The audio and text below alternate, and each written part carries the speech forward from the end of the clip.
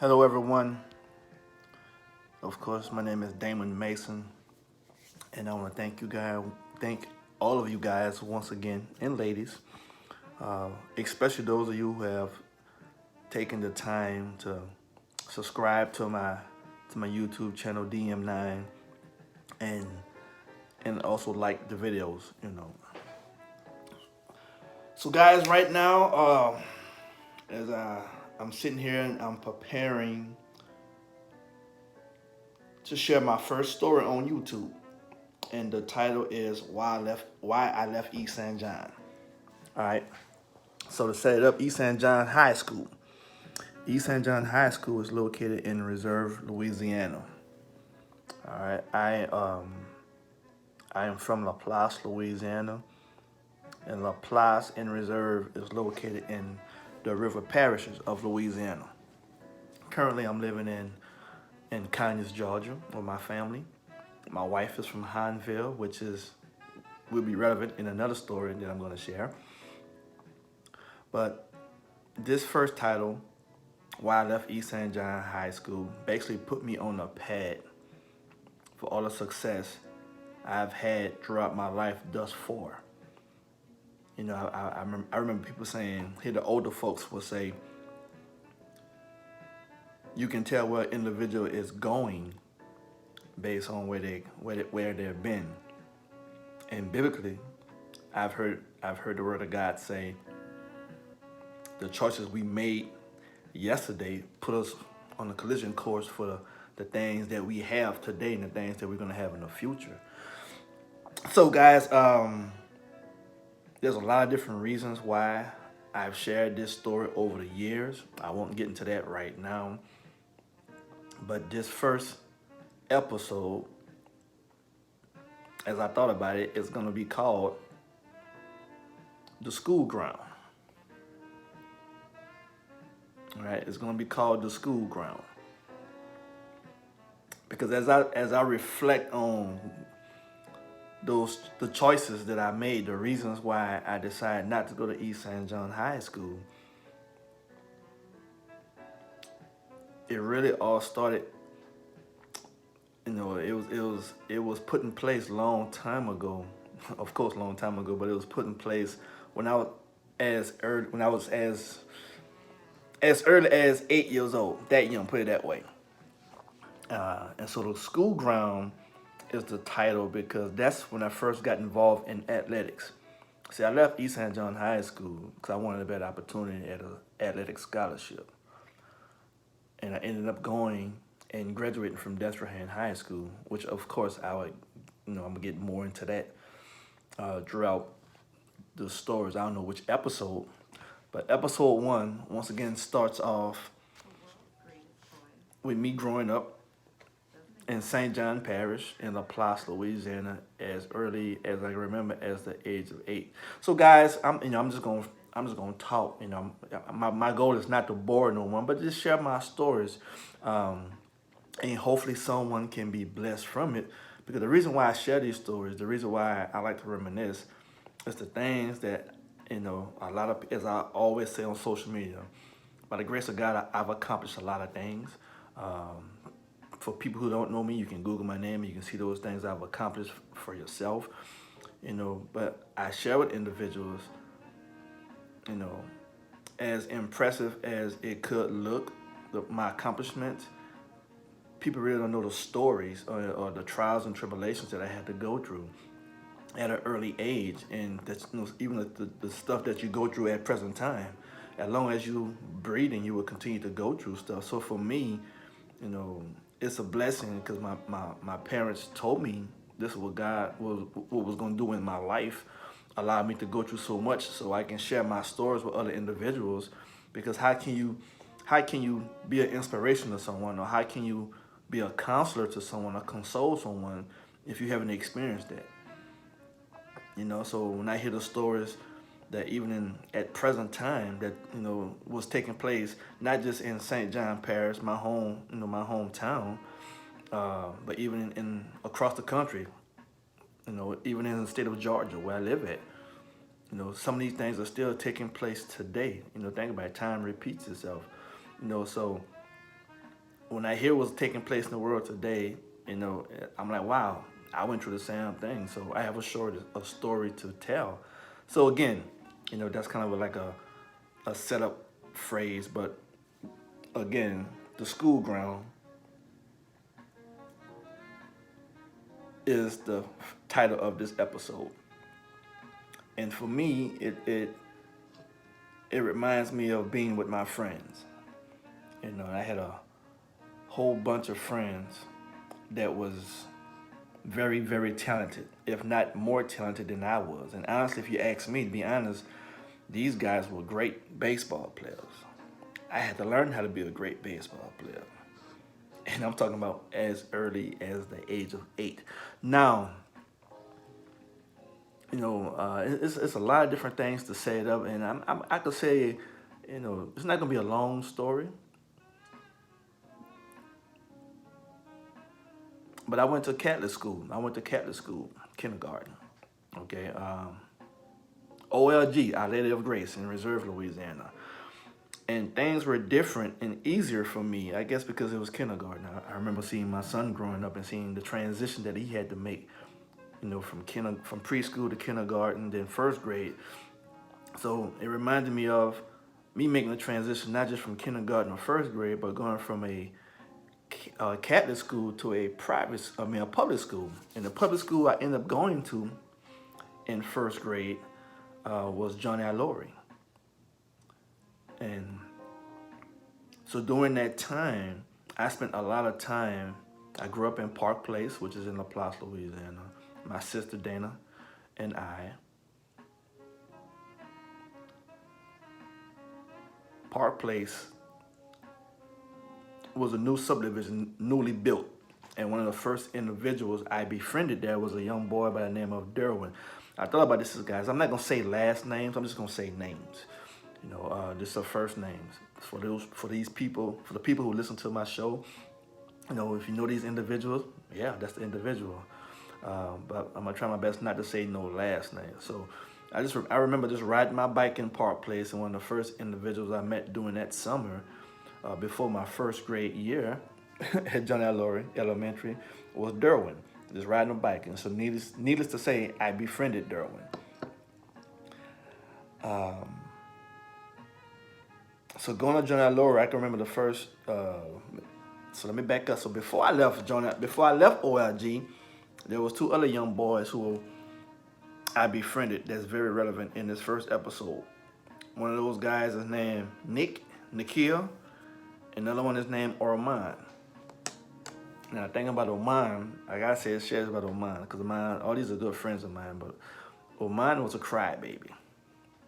They used to say I was a crybaby. I don't think I was a crybaby, but Oman was a crybaby. Orman was the kind of kid that when his dad used to drop him off and bring him to school on a motorbike, which was fun, the funniest thing. His dad would bring him to school on a motorbike, and Oman will be cool, man, but once that motorbike revved up to go, Orman's dad's name is Garel, and when Garel turned that motorbike up, Orman started crying. So I'm saying it because it's relevant, because they call us both crybabies, so you guys remember that. So these are two young boys who I met early and became good friends with them, that I'm still friends with them to present time from OLG. And as I said, I met Derwin in my subdivision. We had just newly moved in Park Place. So did his family.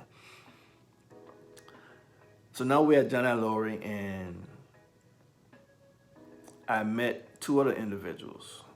Or should I say one more individual? I was there with Derwin because we caught the same bus, and I was there with one of my closest and dearest friends, young boy by the name of Romel.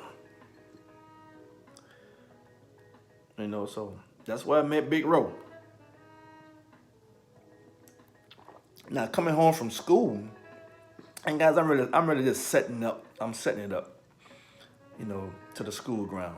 You know what I'm saying? Because this is how I got to the school ground. So, but coming home, when I was at OLG and now I'm at first grade, you're young. I think my youngest right now, my youngest son, he is 7. So he's in first grade. So I must have been about 7 years of age.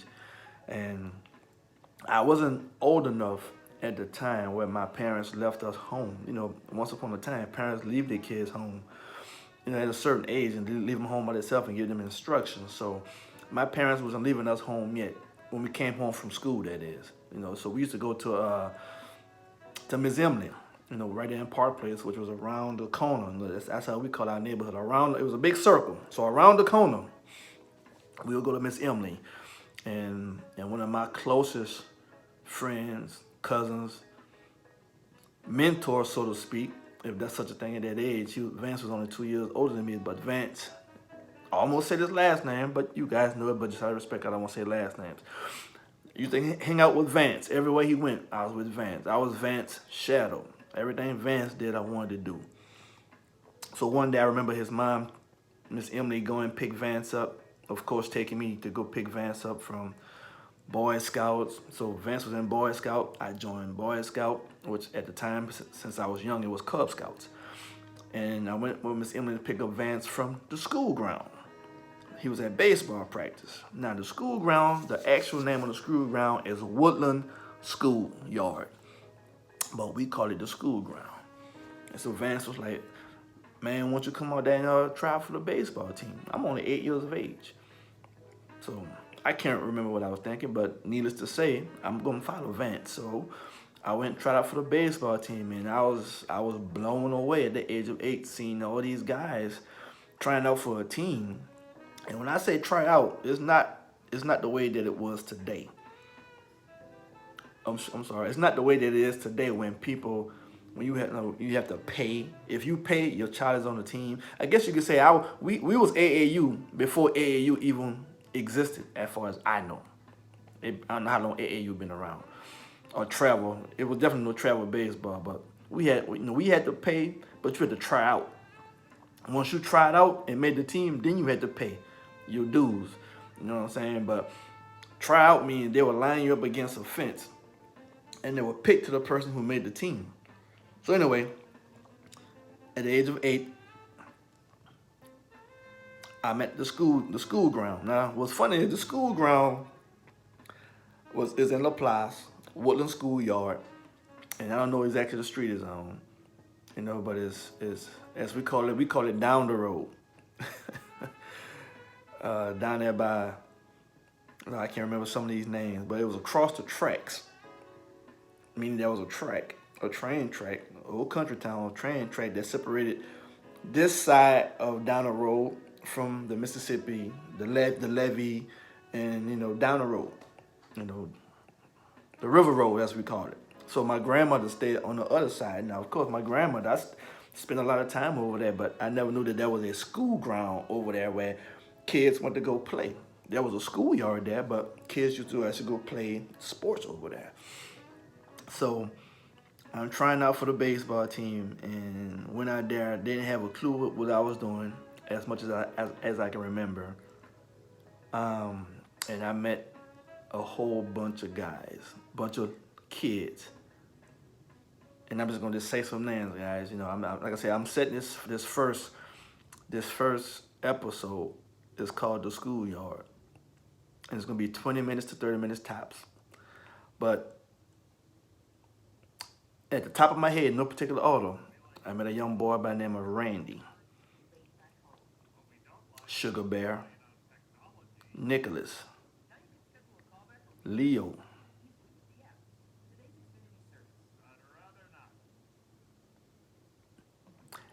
those are the ones at the top of my head. But then I also ran into Orman was out there again, and Lindell Dusty is what we called him. And of course, Romel was out there. So my crew, as I call it, in those early ages was Derwin, Romel, Orman, and Dusty. So I went to school with Derwin and Romel, but the other two clowns, Dusty and Roman, went to Woodland School. So, but then, like I said, I can't remember all the guys verbatim right now. But the school grounds where I seen all the rest of the guys that befriended, I guess more names are gonna come to me in more episodes. But so now I'm at the school ground, 8 years old, and our coach was Two Bits. Two Bits, Donald Caesar, if I'm not mistaken. I know his nephew, Sugar Bear, was what we called him. I don't know Sugar Bear first name, but I thought Sugar Bear name was Donald as well, so I'm not sure. But Two Bits was our janitor at Johnny Lowry, so it's like, man, it was one thing that you had the teachers and your parents trying to keep you in check, but because we all playing for the LaPlace A's. I'm sorry, that's what the name of the baseball team in LaPlace, the LaPlace A's. And I swear, boy, I thought there was pros, and you had the big boys. The little boys was really 10 and 12. So we was 8 years old, 8-year old kids trying out for 10 and 12-year-old baseball team. And then you had the big boys who was 13 and 14, who was coached by CJ. And I don't mind saying his name, CJ, Mr. Watkins, CJ Watkins. And he was one of the main characters that kept a lot of us in check. Two Bits, Donald Caesar was the head, CJ was the head coach of the big boys, 13 and 14. And Two Bits, Donald Caesar was the head coach of the 10 and 12-year-old.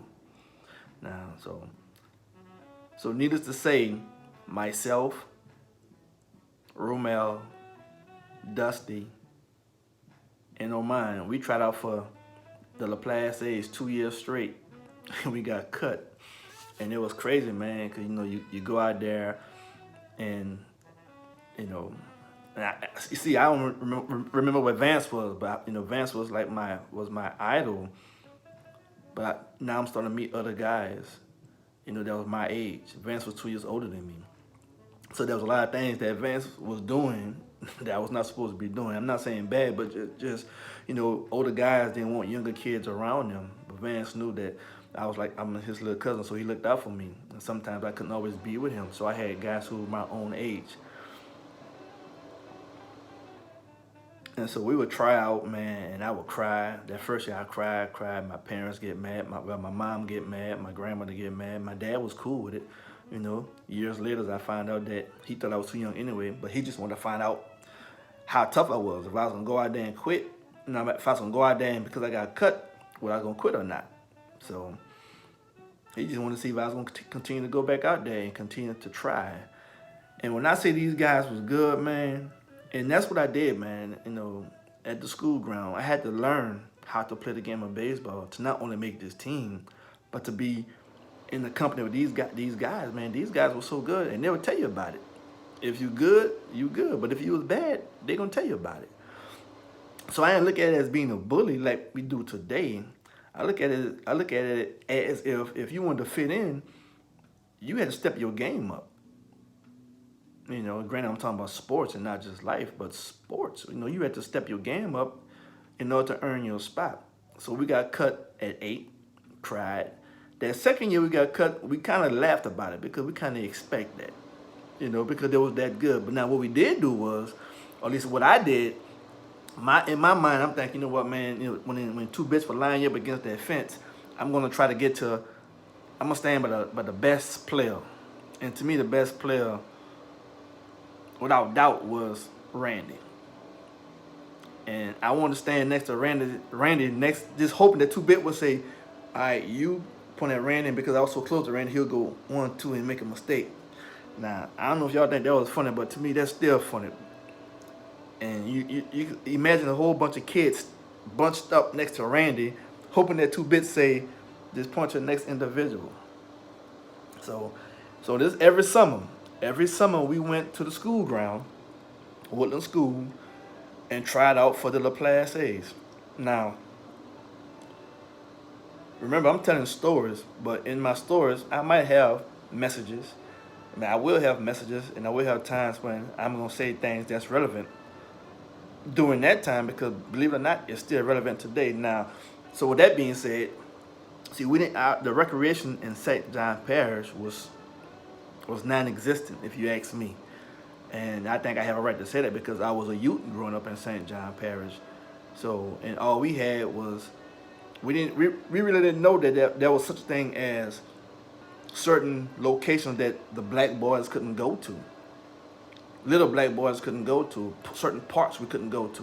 Not until we got older, we started hearing these things from not just our parents, but from other adults in the community that blacks were not allowed in certain places, like country clubs and schools and parks, playgrounds.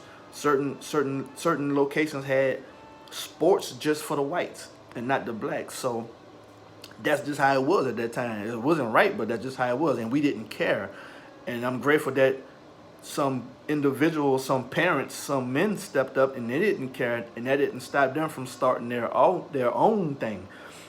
And what they started was an organization called Ford, Ford. And to this day, I was told many times, but I still don't remember what Ford stands for. But Ford, for me, was Ford All-Stars baseball team. That the Little League baseball teams for the blacks in St. John Parish that was located in LaPlace, Louisiana, Reserve, Louisiana, and Garyville, Louisiana. We all had our individual baseball team. LaPlace had LaPlace A's, Reserve had the Reserve Phillies, and Garyville had the Garyville Pirates.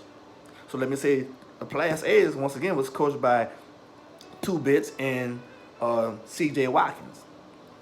And then you had Reserve, was coached by, can't remember first name, but Smoke City and Boogie. Homer, can't remember Boogie last name, but his first name is Homer. And in Garyville, you had Irvin Nicholas and Victor. I don't know Victor's last name, okay? But these gentlemen, and they had help, they had help outside every now and then, but these gentlemen were the main figures in St. John Parish involved in the youth baseball, okay, as I remember. And I remember them very, very well. So, and no matter how many games we will play, and I'm saying no matter how many games we play because I don't remember that, but at the end of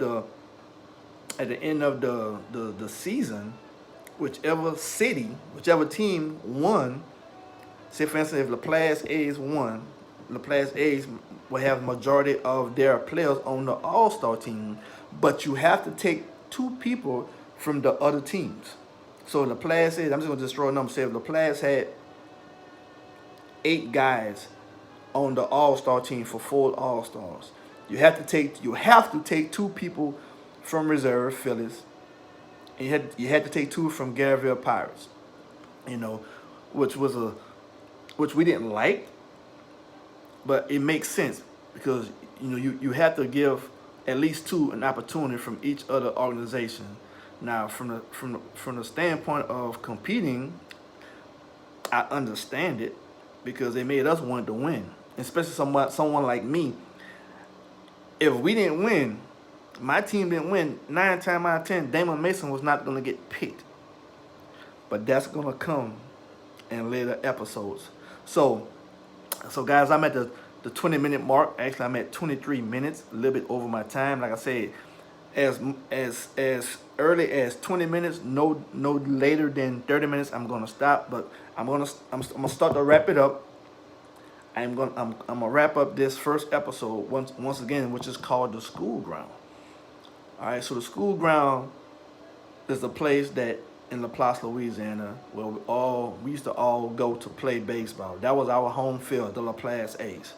Okay, and at the ages of 8 and 9, I tried out for the LaPlace A's, and I got cut. At 8 and 9, trying out for the LaPlace A's, I met 2 of my closest friends. I have a lot of friends, but I met 2 of the closest ones.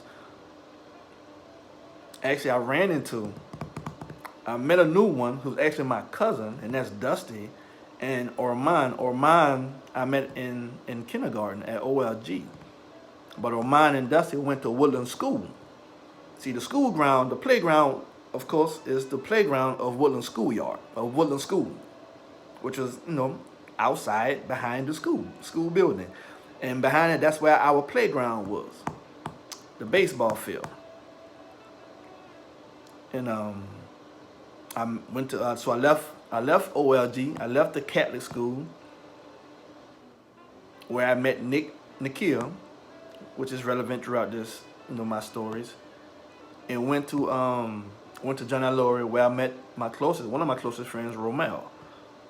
And at the same time, I became close friends with another kid by the name of Derwin because he lived in Park Place, where my family lived as well.